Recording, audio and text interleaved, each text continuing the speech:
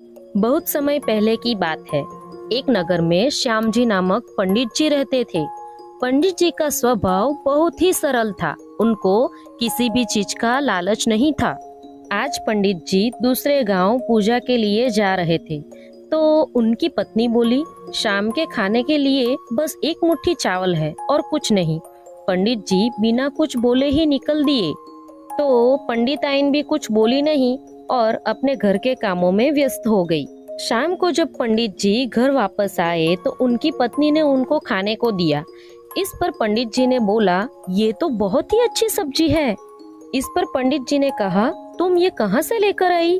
पत्नी ने कहा, आज सुबह जब मैंने आपसे कहा कि घर में एक मुट्ठी चावल है तो आपने इमली के पेड़ की तरफ देखा, तभी मैं समझ गई थी और मैंने इमली की सब्जी बनाई।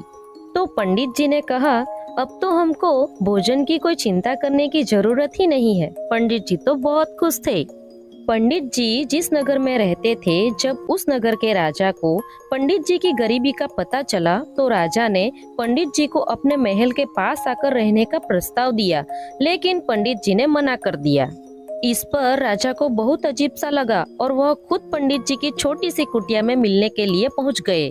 राजा जब पंडित जी की कुटिया में पहुंचे तो थोड़ी देर बात करने के बाद पूछा, पंडित जी, आपको कोई तकलीफ तो नहीं है ना यहाँ?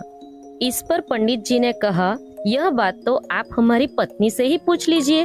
फिर यही बात राजा ने उनकी पत्नी से पूछी। तो पंडित जी की पत्नी ने कहा, नहीं, अभी तो मेरे कपड़े भी नहीं फटे हैं और मटका भी नहीं टूटा है और तो और इमली का पेड़ भी है। इसीलिए हम लोगों को अभी कोई भी परेशानी नहीं है। हम दोनों बहुत ही कम चीजों में बहुत ही खुश रहते हैं। यह बात सुनकर राजा बहुत ही खुश हुए और उन दोनों को प्रणाम करके अपने राज्य में वापस चले गए। तो दोस्तों, इस कहानी से हमें यह सीख मिलती है कि हमें अपने जीवन में खुश रहना सीखना होगा। जरूरी नहीं कि आपके पास महल हो तभी आप खुश रह सकते हो। अगर आपके पास छोटी सी भी कुटिया हो, वो भी आपके लिए बहुत है। अगर आप संतोष मानना सीख जाओ, आपको जो भी मिले उसमें संतोष मानिए और सुखी और शांति से अपना जीवन बिताइए।